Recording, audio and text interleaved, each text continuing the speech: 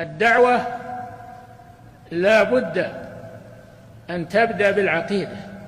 قال صلى الله عليه وسلم لمعاذ بن جبل لما